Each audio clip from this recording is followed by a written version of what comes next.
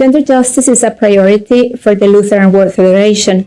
And within gender justice, women human rights is an approach that we treasure and that we have been developing for many years.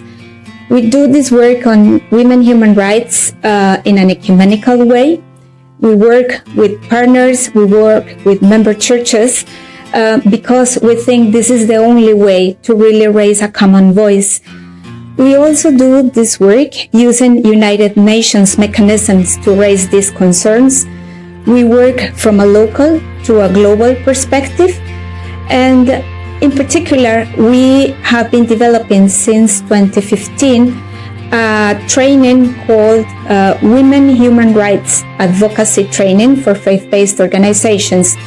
We do this with partner organizations, which are the World Council of Churches, Mission 21, Church of Sweden, and Finchurch Aid, because we have this common concern to equip our partners, our member churches, our country programs, to be able to work as the civil society actors that they are, to claim accountability from their governments, to raise concerns within their own organizations and in the society, and to join other platforms to bring to the United Nations their voices in areas such as harmful practices, discrimination against women, violence, trafficking, poverty.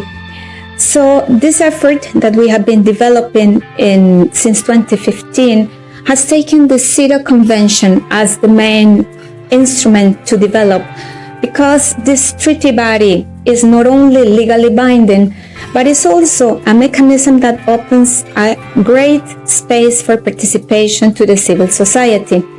In this way, they can gather already in their countries, join other platforms, bring their concerns to the CEDAW committee, which issues recommendations to be followed up locally.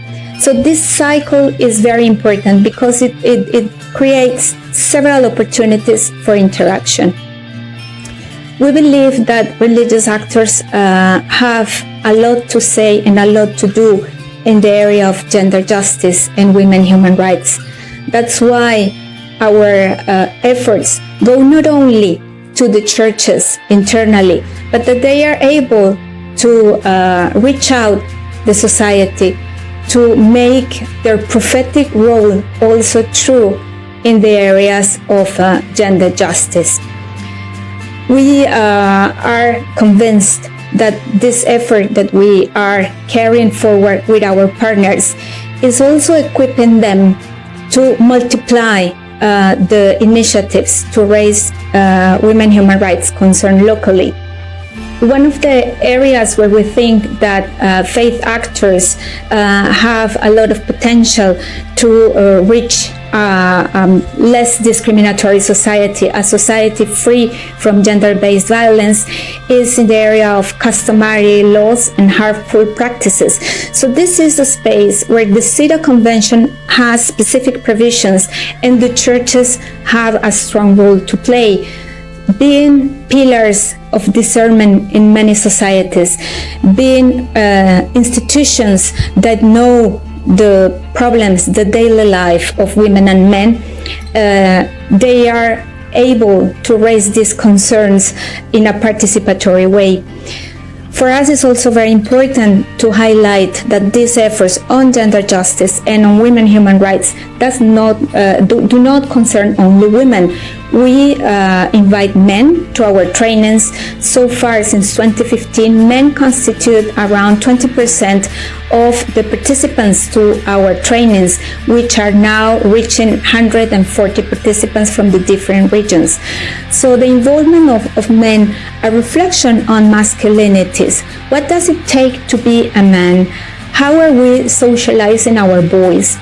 What are the expectations of society on women and men that put a burden on both genders to correspond, to follow a path that is not only a positive path and that leads to violence in many cases?